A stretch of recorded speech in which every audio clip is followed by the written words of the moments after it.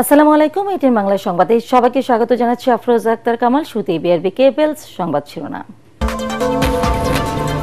দাগী আসামিকে রাষ্ট্রপতির ক্ষমা বন্ধ এবং বিচার বিভাগের বিকেন্দ্রীকরণের বিষয়ে একমত রাজনৈতিক দলগুলো। ডক্টর আলী রিয়াজ।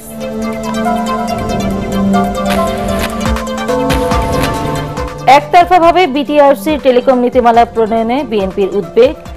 অংশগ্রহণমূলক নির্বাচনের মধ্য দিয়ে বাংলাদেশের গণতন্ত্রের উত্তরণ দেখতে চায় অস্ট্রেলিয়া, জানালেন আমির খসরু। জুলাই সনদ বাস্তবায়ন না হলে এনসিপি নির্বাচনে যাবে না, পঞ্চগড়ে জুলাই পদযাত্রায় নাহিদ ইসলাম।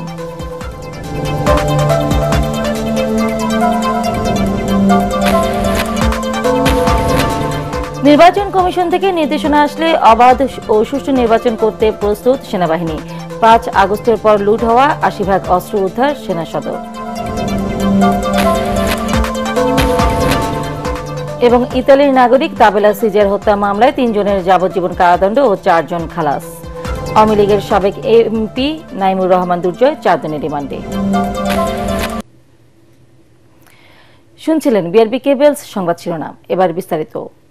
দাগী আসামিকে রাষ্ট্রপতির ক্ষমা করে দেয়া বন্ধ এবং বিচার বিভাগের বিকেন্দ্রীকরণের বিষয়ে একমত হয়েছে রাজনৈতিক দলগুলো। আলোচনা পরবর্তী ব্রিফিংয়ে ঐক্যমত্য কমিশনের সহসভাপতি ডক্টর আলী রিয়াজ বলেন, সংবিধান সংস্কারে রাজনৈতিক দলগুলোর সাথে ফলপ্রসূ আলোচনা হয়েছে। সংবিধান সংশোধন করে এ দুটি বিষয় বাস্তবায়ন করা গেলে ভবিষ্যতে বিচার জনগণের দোরগোড়ায় পৌঁছাবে এবং রাষ্ট্রপতি স্বেচ্ছাচারী হয়ে কোনো আসামিকে আর ক্ষমা করতে পারবেন না বলে আশা প্রকাশ করেছে রাজনৈতিক দলগুলো। ইমদাদুল্লাহ বাবু রিপোর্ট। জাতীয় ঐকমত্য কমিশনের সাথে বৃহস্পতিবার রাজনৈতিক দলগুলোর আলোচনায় স্থান পায় সংবিধানের ৪৯ এবং ১০০ নম্বর অনুচ্ছেদ সংশোধনের বিষয়টি। ঐকমত্যে আসার জন্য ৪৯ অনুচ্ছেদে রাষ্ট্রপতির ক্ষমা প্রদর্শনের ক্ষমতা রয়েছে। তিনি চাইলে যে কোনো আদালত থেকে দেয়া যে কোনো দণ্ড মওকুফ, স্থগিত বা হ্রাস করতে পারেন। সংলাপে রাজনৈতিক দলগুলো বলছে, বিচার বিভাগের রায় পাশ কাটিয়ে আওয়ামী লীগ সরকারের সময় রাষ্ট্রপতি তৎকালীন প্রধানমন্ত্রীর পরামর্শক্রমে ২৮ জন দাগী, খুনি ও ভয়ঙ্কর অপরাধীকে ক্ষমা করেছিলেন। কমন অপরাধ আছে সেগুলো সুপারিশ করতে পারবে, কিন্তু কারো পিতাকে কেউ হত্যা করবে, এই হত্যাকাণ্ডের বিচার হয়েছে তার ফাঁসি। এই ফাঁসিটা ইচ্ছে করলে কমিটি এবং রাষ্ট্রপতি এককভাবে ক্ষমা করতে পারবে না। সেখানে আমরা বলেছি যারা ক্ষতিগ্রস্ত পরিবার তাদের এখানে কনসেন্ট লাগবে। রাষ্ট্রপতি যদি ক্ষমা করার অথরিটি রাখেন নিরঙ্কুশভাবে, তাহলে সমাজে যে পরিবারের ব্যক্তিটি খুন হয়েছেন তাদের প্রতি অবিচার করা হয়। অতএব সে পরিবার যেন কম্পেনসেশন পায়, সে পরিবারের সম্মতি নিয়েই যেন রাষ্ট্রপতি ক্ষমা প্রদর্শনের দিকে অগ্রসর হয়। এই বিষয়গুলো নিয়ে আজকের হাউজে ঐক্যমত্য তৈরি হয়েছে। এখানে একটা বোর্ড করার পরামর্শ এসছে, কিন্তু এই বিষয়গুলো যখন আইন প্রণয়ন করা হবে তখন ডিটেইল আসবে। আমরা এখন তো কনস্টিটিউশনের বিষয়ে নীতিগতভাবে একমত হচ্ছি। আইন প্রণয়নের ব্যাপারে আলোচনা করতে গেলে তো সেটা অনেক লম্বা ব্যাপার। কোনো না কোনো পক্ষ এরকম একটা প্রচারণা দিচ্ছে, বোধহয় আমাদের সহযোগিতাটা তেমন নয়, অথচ সর্বোচ্চ সহযোগিতাটা কাদের আছে। এছাড়া সংবিধানের ১০০ নম্বর অনুচ্ছেদে বলা হয়েছে, সুপ্রিম কোর্ট ঢাকায় থাকবে। রাজনৈতিক দলগুলো মনে করে আপিল বিভাগ ঢাকায় থাকলেও হাইকোর্টের বিকেন্দ্রীকরণ করা প্রয়োজন। বিচার ব্যবস্থা এখন যেভাবে বিকেন্দ্রীকরণের ব্যাপারে একটা জাতীয় ঐক্যমত্য তৈরি হলো, এর মধ্য দিয়ে সাধারণ মানুষ অনেকটা উপকৃত হবেন। ৯৪ অনুচ্ছেদকে সংশোধন না করলে ১০০ পরিবর্তন করলেও আমরা এটার বেনিফিট জনগণ পাবে না। আইনজীবীরা রিট করে এই সব প্রভিশনটা বাতিল করে দেবে। তাই সুপ্রিম কোর্টের সংজ্ঞা পরিবর্তন করতে হবে। জাতীয় গুরুত্বপূর্ণ এই দুই বিষয়ে দলগুলো একমত হওয়ায় স্বস্তি প্রকাশ করেছেন কমিশনের সহসভাপতি ডক্টর আলী রিয়াজ। জাতীয় নেতৃবৃন্দ যে আন্তরিকতার সঙ্গে এবং হৃদ্যতার সঙ্গে সহযোগিতার সঙ্গে কাজ করছেন, একত্রে কথা বলছেন, ঐক্যমতে আসার জন্য ছাড় দিচ্ছেন, সেজন্য আমি ব্যক্তিগতভাবে কমিশনের পক্ষ থেকে কমিশন হিসেবে আন্তরিক ধন্যবাদ জানাই। আগামী ৩ দিন সরকারি ছুটি শেষে সোমবার আবারও বসবে কমিশনের ১০ম সভা। ইমদাদুল্লাহ বাবু, এটিএন বাংলা, ঢাকা। বিটিআরসির টেলিকম নেটওয়ার্ক ও লাইসেন্সিং এর নতুন নীতিমালা বড় মোবাইল অপারেটরদের একচেটিয়া আধিপত্যের ঝুঁকি তৈরি করার আশঙ্কা জানিয়েছে বিএনপি। দলীয় চেয়ারপারসনের গুলশান কার্যালয়ে সংবাদ সম্মেলনে এই খসড়া নীতিমালার বিষয়ে উদ্বেগ প্রকাশ করে দলের মহাসচিব মির্জা ফখরুল ইসলাম আলমগীর বলেন, এর ফলে প্রতিযোগিতা কমে ছোট প্রতিষ্ঠানগুলো পিছিয়ে পড়বে। তিনি বলেন, একাধিক সেবা খাতে মালিকানা রাখার নিষেধাজ্ঞা তুলে নিলে আর্থিক সংকটে পড়তে পারে ছোট প্রতিষ্ঠানগুলো। এছাড়াও মালিকানার সীমা নিয়ে অস্পষ্টতা থাকায় বিদেশি বিনিয়োগকারীরা নিরুৎসাহিত হতে পারে। এ ধরনের টেলিকম নীতি প্রণয়নে অবশ্যই স্বচ্ছতা ও সবার অংশগ্রহণ নিশ্চিত করা উচিত বলে সংবাদ সম্মেলনে জানান মির্জা ফখরুল। জাতীয় নির্বাচনকে সামনে রেখে নীতিমালা প্রণয়নে তাড়াহুড়ো করে সিদ্ধান্ত নেওয়া উচিত হবে না বলেও মনে করেন বিএনপি মহাসচিব। একাধিক সেবা খাতে মালিকানা রাখার নিষেধাজ্ঞা তুলে নিলে বড় মোবাইল অপারেটররা একাধিক খাতে একচেটিয়া নিয়ন্ত্রণ প্রতিষ্ঠা করতে পারবে। এই মূল গুরুত্বপূর্ণ নীতি বাস্তবায়নের আগে তারা যেন পূর্ণাঙ্গ আর্থিক ও সামাজিক প্রভাব বিশ্লেষণ অংশগ্রহণমূলক আলোচনা করার পর নীতিমালা চূড়ান্ত করেন। সামনে জাতীয় নির্বাচনকে সামনে রেখে বিবেচনায় রেখে এই ধরনের একটি জাতীয় গুরুত্বপূর্ণ নীতিমালা এ সময়ে একতরফাভাবে প্রণয়ন করা সমীচীন হবে না বলে বিএনপি বিশ্বাস করে। বাংলাদেশের সুষ্ঠু নির্বাচন অনুষ্ঠানে অস্ট্রেলিয়ার সার্বিক সহযোগিতা অব্যাহত রাখবে বলে জানিয়েছেন বিএনপির স্থায়ী কমিটির সদস্য আমির খসরু মাহমুদ চৌধুরী। তিনি বলেন, একটি অংশগ্রহণমূলক নির্বাচনের মধ্য দিয়ে বাংলাদেশের গণতন্ত্রের উত্তরণ দেখতে চায় তারা। দলীয় চেয়ারপারসনের গুলশান কার্যালয়ে বাংলাদেশে নিযুক্ত অস্ট্রেলিয়ার হাই কমিশনার সুশান রাইলের সাথে বিএনপি মহাসচিব মির্জা ফখরুল ইসলাম আলমগীরের বৈঠকের পর তিনি এসব কথা জানান। বৈঠকে অংশ নেন স্থায়ী কমিটির সদস্য মঈন খান, আমির খসরু মাহমুদ চৌধুরী ও সাংগঠনিক সম্পাদক শামা ওবায়েদ।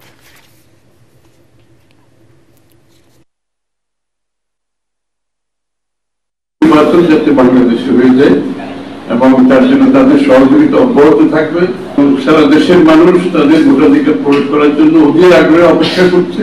সুতরাং আমরা মনে করছি, ওরাও মনে করছে, সবাই আগামী নির্বাচনে ভোটার টার্নআউট খুবই ভালো হবে। জনগণ অত্যন্ত উৎসাহের সাথে আগ্রহের সাথে ভোট কেন্দ্রে যাবে। এবার আমাদের বিশেষ আয়োজন রক্তে লেখা জুলাই অভ্যুত্থান।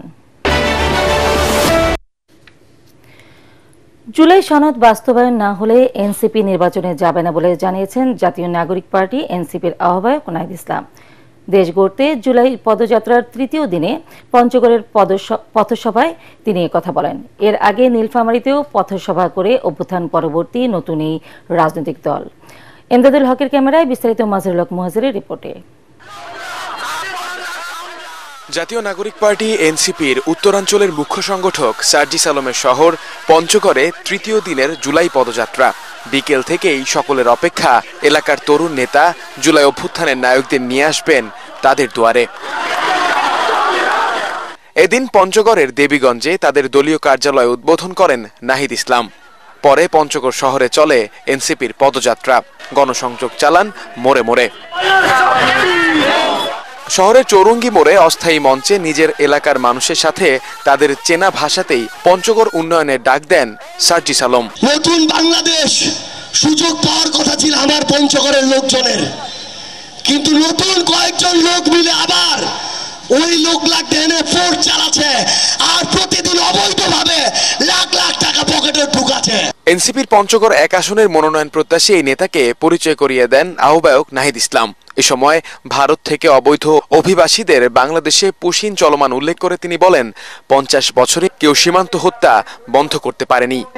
তাদের জীবনদানের বিনিময়ে হইল আমাদের এই একটা বাংলাদেশকে সুন্দর এবং স্বপ্নের গণতান্ত্রিক এবং বৈষম্যহীন হিসেবে গড়ে তুলতে হবে।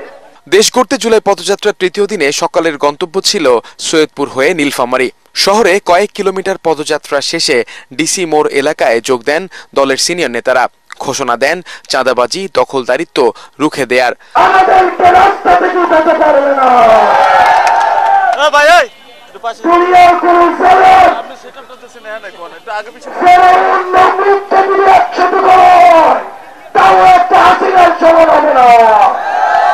আমরা সেই আসিয়াতে রাস্তা থেকে উৎখাত করেছি। আমরা আপনাদেরকে সাথে নিয়ে এখন টাকাবাজদেরকে উৎখাত করব। আমাদের দেশের বয়স হয়ে গেছে 50-এর বেশি, এখনো আমরা চিকিৎসা নিশ্চিত করতে পারিনি আমাদের নাগরিকের জন্য। দিনের শুরুটা করেন সৈয়দপুরের শহীদ সাজ্জাদের কবর জিয়ারতের মধ্য দিয়ে। এ সময় গণঅভ্যুত্থানের নেতারা এখনো জীবিত আছেন উল্লেখ করে দেশকে পুরনো ধারায় নেয়ার ষড়যন্ত্রকারীদের বিরুদ্ধে হুঁশিয়ারি দেন দলের আহ্বায়ক নাহিদ ইসলাম। মাসহারুল হক মুহাজির, এটিএন বাংলা, পঞ্চগড়। নির্বাচন কমিশন থেকে এখন পর্যন্ত কোনো নির্দেশনা আসেনি, তবে নির্দেশনা পেলেই অবাধ সুষ্ঠু নির্বাচন আয়োজনে সেনাবাহিনী সব ধরনের সহযোগিতা করতে প্রস্তুত বলে জানিয়েছে সেনা সদর দপ্তর। এছাড়া জুলাই গণ অভ্যুত্থানের সময় লুট হওয়া বাকি অস্ত্র ও গুলি নির্বাচনের আগে উদ্ধারের ব্যাপারে আশাবাদী তারা। ঢাকা সেনানিবাসে নিয়মিত আনুষ্ঠানিক ব্রিফিংয়ে আরও জানানো হয় যে কোনো মব ভায়োলেন্সের বিরুদ্ধে সোচ্চার রয়েছে সেনাবাহিনী। জিএম তাসলিমের রিপোর্ট। ব্রিফিংয়ে মানুষের জানমালের নিরাপত্তা ও আইন শৃঙ্খলা পরিস্থিতি নিয়ন্ত্রণে সেনাবাহিনীর কার্যক্রমের ধারাবাহিকতা তুলে ধরা হয়। এতে জানানো হয় গত 2 সপ্তাহে 26টি অস্ত্র, 100 রাউন্ড গুলি, 562 জনকে বিভিন্ন অপরাধে গ্রেফতার করে সেনাবাহিনী। এ পর্যন্ত সর্বমোট 15,646 জনকে সেনাবাহিনী গ্রেফতার করেছে, যাদের মধ্যে কিশোর গ্যাং, তালিকাভুক্ত অপরাধী, ডাকাত সহ অন্যান্য অপরাধী উল্লেখযোগ্য। যখনই কোনো ঘটনা ঘটছে আমরা তড়িৎ গতিতে সেখানে উপস্থিত হয়ে সে ঘটনাকে আমরা দ্রুত নিয়ন্ত্রণে নিয়ে এসেছি এবং ওই ঘটনার পরবর্তী যে গ্রেপ্তার করা বা তদন্ত করা সে বিষয়ে আমরা যথাযথ পদক্ষেপ নিচ্ছি। পার্বত্য চট্টগ্রামে বৃহস্পতিবার সশস্ত্র সন্ত্রাসী সংগঠন কেএনএফ এর বিরুদ্ধে পরিচালিত অভিযানে 2 সন্ত্রাসী নিহত হওয়ার খবর জানায় সেনা সদর দপ্তর। সেখান থেকে AK-47, SMG সহ অত্যাধুনিক অস্ত্র ও বিপুল পরিমাণ গোলাবারুদ উদ্ধার করা হয়। গত রাত হতে পরিচালিত অপারেশনে আজ ভোরে কেএনএর সঙ্গে সেনাবাহিনীর ব্যাপক গোলাগুলির ঘটনা ঘটেছে। এতে কেএনএর 2 জন সন্ত্রাসী গুলিবিদ্ধ হয়ে নিহত হয়েছে এবং 3টি অত্যাধুনিক SMG, একটি চাইনিজ রাইফেল, 364 রাউন্ড অ্যামিউনিশন সহ বেশ কিছু সামরিক সরঞ্জামাদি ও নথিপত্র উদ্ধার করা হয়েছে। অভিযানটি এখনো চলমান রয়েছে। আসন্ন জাতীয় নির্বাচন প্রসঙ্গে সেনা সদর দপ্তরের বক্তব্য, নির্দেশনা পেলেই সুষ্ঠু নির্বাচনের জন্য সেনাবাহিনী সহযোগিতা করতে প্রস্তুত। থানা ও কারাগার সহ বিভিন্ন স্থাপনা থেকে লুট হওয়া 80 ভাগ অস্ত্র উদ্ধার করা হয়েছে। বাকি অস্ত্রগুলো নির্বাচনের আগে উদ্ধারের আশাবাদ। আমরা নির্বাচন কমিশন থেকে এখনো কোনো নির্দেশনা পাইনি, তবে নির্বাচন কমিশন থেকে নির্দেশনা পাওয়া মাত্র আমরা অবাধ, সুষ্ঠু, নিরপেক্ষ নির্বাচনের জন্য পরিচালনার জন্য সকল ধরনের সহায়তা আমরা করতে প্রস্তুত আছি। গুম ও খুনের সাথে অভিযুক্ত সেনা সদস্যদের বিরুদ্ধে তদন্ত চলমান রয়েছে বলেও জানানো হয় সংবাদ সম্মেলনে। সহায়তা আমরা করতে প্রস্তুত আছি। GM Taslim, ATN Bangla, Dhaka. অন্তর্বর্তী সরকারের সংস্কার কাজে সমর্থন অব্যাহত রাখবে যুক্তরাষ্ট্র। টেলিফোনে প্রধান উপদেষ্টা ডক্টর মোহাম্মদ ইউনূসকে এই আশ্বাস দেন মার্কিন পররাষ্ট্রমন্ত্রী মার্কো রুবিও। এমন তথ্য জানিয়ে পররাষ্ট্র উপদেষ্টা তৌহিদ হোসেন জানিয়েছেন, দ্রুত নির্বাচনের ব্যাপারেও একমত ঢাকা ও ওয়াশিংটন। মন্ত্রণালয়ের ব্রিফিংয়ে এসব তথ্য জানান উপদেষ্টা। এছাড়া যুক্তরাষ্ট্রের শুল্ক আরোপ নিয়ে সমঝোতায় পৌঁছানোর আশার কথাও জানান তিনি। উপদেষ্টা জানিয়েছেন, 3 বছরের জন্য জাতিসংঘ মানবাধিকার অফিস স্থাপনের বিষয়টি নিয়ে আলোচনা চলছে। দুপক্ষ একমত হলে চূড়ান্ত চুক্তি করা হবে, তবে পরবর্তী সরকার চাইলে এটির মেয়াদ বাড়াতে পারবে বলেও জানান তিনি। এছাড়া অভিন্ন নদীর পানি বন্টন নিয়ে ভারতের সঙ্গে টালবাহানার কিছু নেই উল্লেখ করে পররাষ্ট্র উপদেষ্টা জানান, দ্বিপাক্ষিক আলোচনার মাধ্যমেই এর সমাধানের চেষ্টা করছে বাংলাদেশ।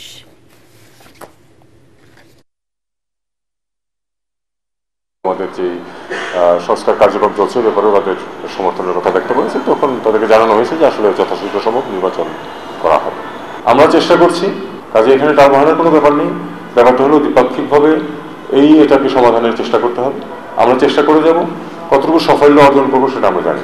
আজকেই ওখানকার মিটিংটা শুরু হচ্ছে। আমাদের কমার্স মিনিস্টার গেছেন, কমার্স অ্যাডভাইজার গেছেন, আমাদের ন্যাশনাল সিকিউরিটি অ্যাডভাইজার ওখানে আছেন। কাজে আমরা আশা করবো যে একটি সমাধানে আমরা দুই পক্ষে পৌঁছতে পারবো।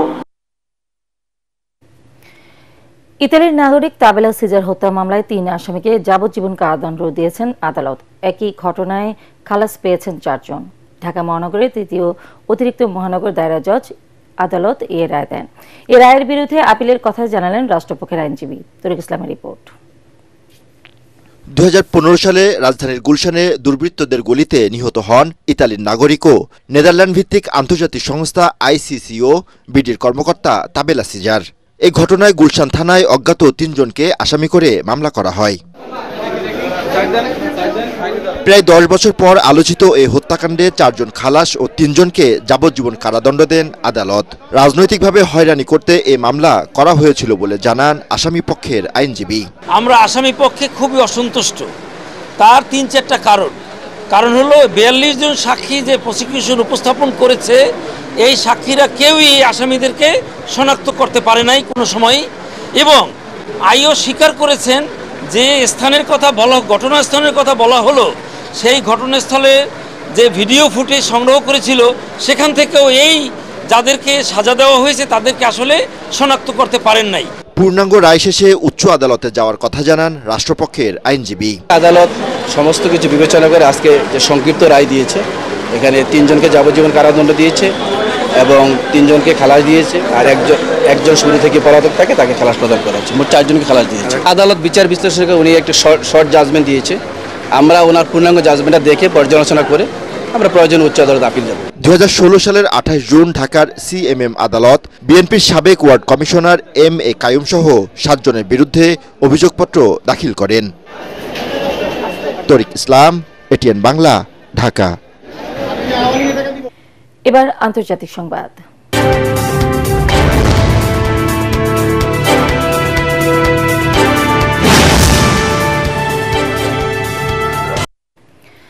আকস্মিক বন্যা ও ভূমিধসে এক বিপর্যস্ত ভারতের হিমাচল প্রদেশ। এখন পর্যন্ত 51 জনের মৃত্যুর খবর পাওয়া গেছে, নিখোঁজ অন্তত 29 জন। পাহাড়ি রাস্তার সেতু ভেঙে যাওয়ায় বিচ্ছিন্ন যোগাযোগ, বিপর্যয় মোকাবেলায় মাঠে নেমেছে ভারতীয় সেনাবাহিনী। রাজ্যের মন্ডি, সোলান, সিমলা, কুলু সহ প্রায় 12 জেলায় ঘরবাড়ি, গবাদি পশু ও সরকারি অবকাঠামোর ব্যাপক ক্ষয়ক্ষতি হয়েছে। নিহতের সংখ্যা আরও অনেক বাড়তে পারে বলে আশঙ্কা করছেন জরুরি উদ্ধারকর্মীরা। পানিবন্দী হয়ে পড়েছেন হাজার হাজার মানুষ। ভারতীয় গণমাধ্যমের তথ্য মতে এই দুর্যোগে ব্যক্তিগত সম্পত্তির ক্ষয়ক্ষতির পরিমাণ 88 লাখ রুপির বেশি। তবে বেশি ক্ষয়ক্ষতি হয়েছে সরকারি অবকাঠামোর, যার আর্থিক মূল্য প্রায় 283 কোটি রুপি। এছাড়া বিদ্যুৎ সংযোগ বিচ্ছিন্ন হয় বিপর্যস্ত জনজীবন। বন্যার্তদের ত্রাণ সহায়তা পাঠানোর ঘোষণা দিয়েছেন রাজ্যের মুখ্যমন্ত্রী।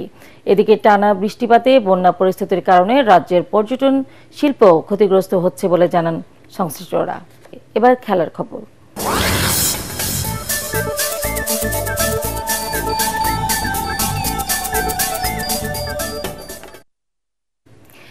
এক ম্যাচ হাতে রেখে এশিয়া কাপের মূল পর্বে খেলা নিশ্চিত হলেও এখনই উৎসব করতে রাজি নয় বাংলাদেশ নারী ফুটবল দল। গ্রুপ পর্বের খেলা শেষ করেই উৎসব করতে চাইছে তারা। ইয়াঙ্গুন থেকে তেমনই জানায় খেলোয়াড় ও কর্মকর্তারা। গ্রুপের শেষ ম্যাচ তুর্কমেনিস্তানের বিপক্ষেও পারফরমেন্স ধরে রাখতে চান মিয়ানমারের বিপক্ষে জেতানো ফরওয়ার্ড ঋতুপর্ণা চাকমা। পরাগারমানের রিপোর্ট। AFC ওমেন্স এশিয়া কাপের বাছাই পর্বের প্রথম 2 ম্যাচেই দুর্দান্ত পারফরমেন্স করে বাংলাদেশ।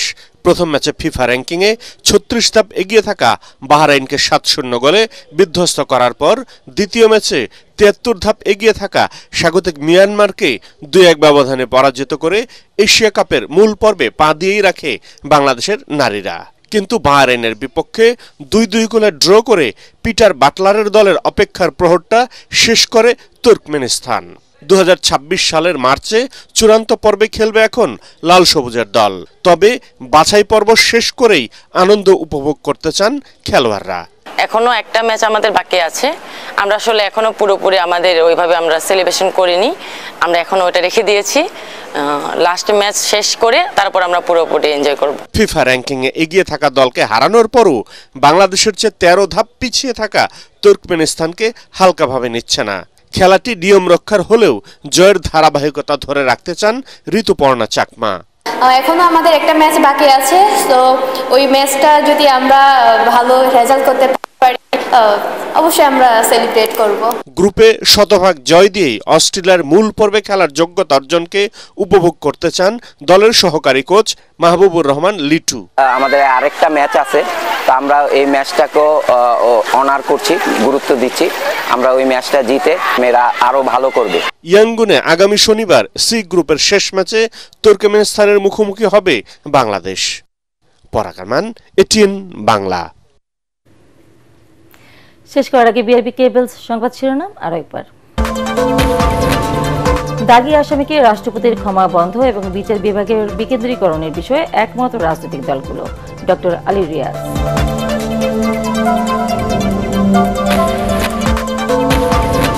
একতরফাভাবে বিটিআরসির টেলিকম নীতিমালা প্রণয়নে বিএনপির উদ্বেগ, অংশগ্রহণমূলক নির্বাচনের মধ্য দিয়ে বাংলাদেশের গণতন্ত্রের উত্তরণ দেখতে চায় অস্ট্রেলিয়া, জানালেন আমির খুসরু। জুলাই সনদ বাস্তবায়ন না হলে এনসিপি নির্বাচনে যাবে না, পঞ্চগড়ে জুলাই পদযাত্রায় নাহিদ ইসলাম।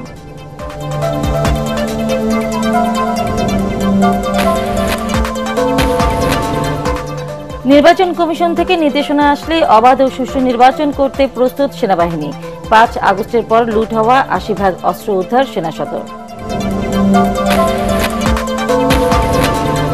এবং ইতালির নাগরিক তাবেলা সিজার হত্যা মামলায় 3 জনের যাবজ্জীবন কারাদণ্ড, 4 জন খালাস। আওয়ামী লীগের সাবেক এমপি নাইমুর রহমান দুর্জয় 4 দিনের রিমান্ডে।